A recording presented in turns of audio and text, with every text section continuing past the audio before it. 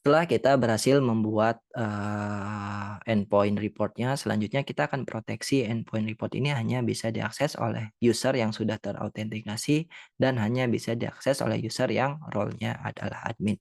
Jadi yang pertama yang akan kita lakukan adalah kita akan membuat, middleware baru di sini teman-teman, kita akan menggunakan perintah php artisan,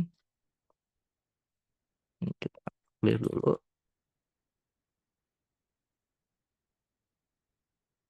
Make middleware di sini kita akan buat middleware dengan nama check role.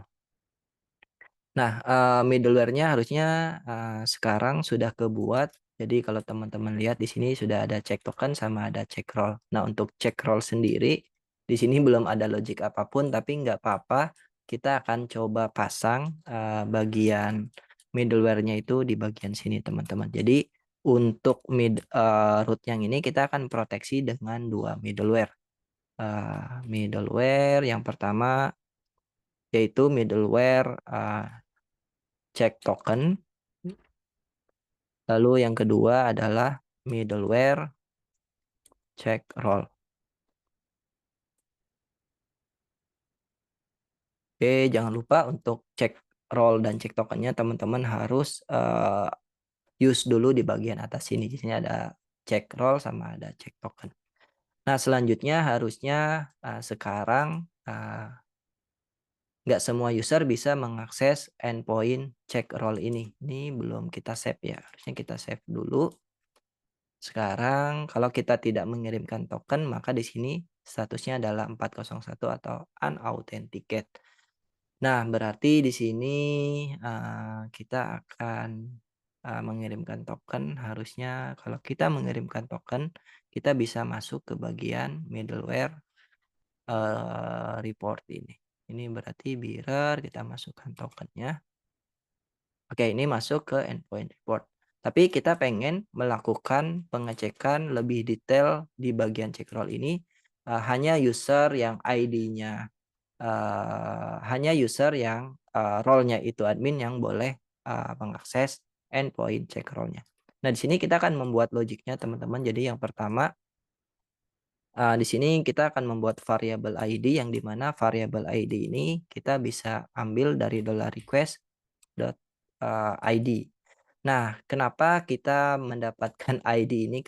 Karena kalau teman-teman intip di bagian API-nya, kita menaruh endpoint check role ini setelah check token. Ketika check token ini dijalankan, kalau teman-teman intip di bagian check token, dia akan menyimpan atau membuat sebuah properti baru namanya ID, lalu dia akan menyimpan member ID-nya di sana. Nah, untuk itu di bagian check role kita bisa mengambil value tersebut lalu kita simpan ke variabel ID. Nah, selanjutnya yang akan kita lakukan di sini adalah kita akan mengambil member ke dalam database kita menggunakan model member. Jangan lupa teman-teman use dulu di bagian atas ini, lalu yang berikutnya yang kita lakukan adalah kita melakukan query where di sini berarti ID,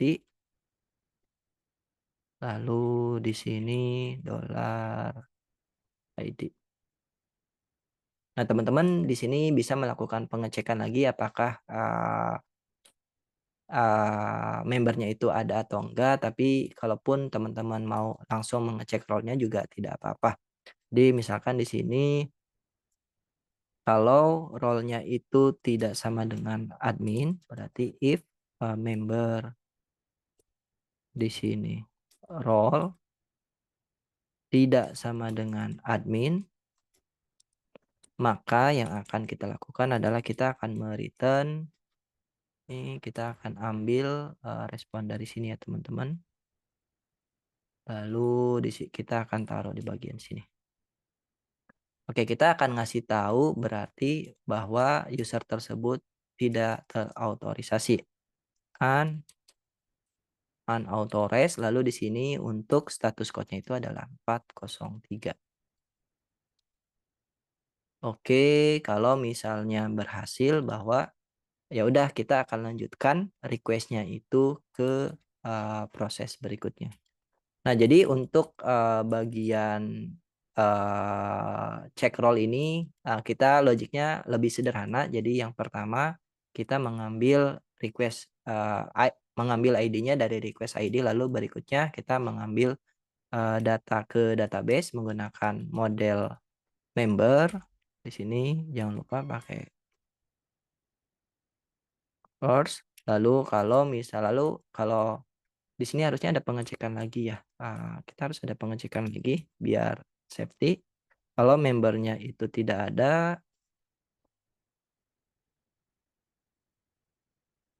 kita akan return.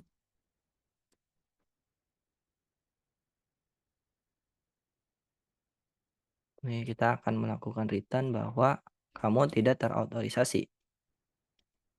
Oke, kita membuat double check. Yang pertama kita cek membernya ada atau enggak. Kalau ternyata membernya itu tidak ada, kita akan kasih tahu bahwa dia tidak terautentikasi. Tapi kalau misalkan dia lolos dari pengecekan pertama, kita akan melakukan pengecekan role-nya. Kalau role-nya tidak sama dengan admin, maka kita akan kasih tahu bahwa user tersebut tidak terautorisasi atau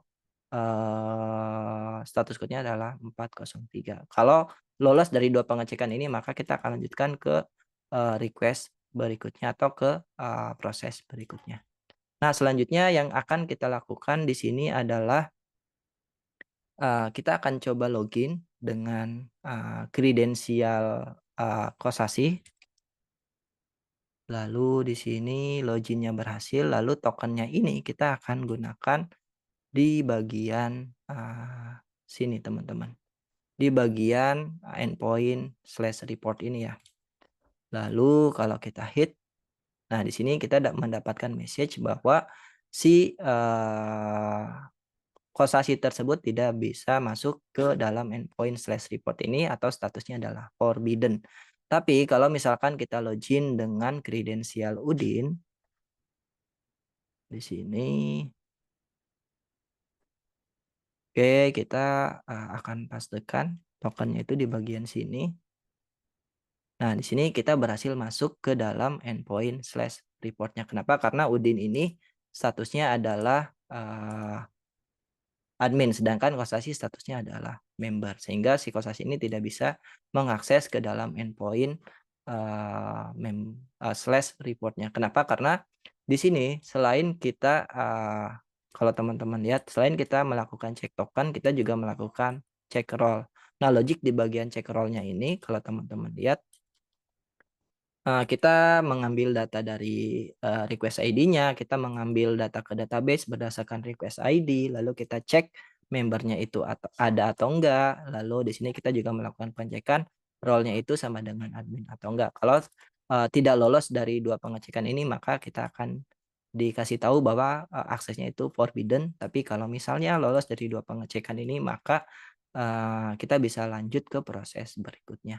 Dan perlu dicatat di sini teman-teman, karena, kita mengambil, data dari request ID ini dan request ID ini ada ketika proses cek token ini dijalankan, maka ketika kita memasang middleware pada, routing-annya, pastikan bagian cek role ini dijalankan setelah cek token. Kenapa? Karena kalau cek role ini dijalankan sebelum cek token, maka nanti kita akan mendapatkan unauthorized, status terus. Jadi di sini perlu teman-teman catat, kita menjalankan cek role ini setelah cek token. Jadi ini jangan sampai kebalik. Nah, jadi, itu dia teman-teman untuk, proses, autorisasi pada Laravel kita sudah berhasil mengimplementasikannya. Eee, Mungkin, itu dia untuk, video, implementasi autorisasi pada Laravelnya.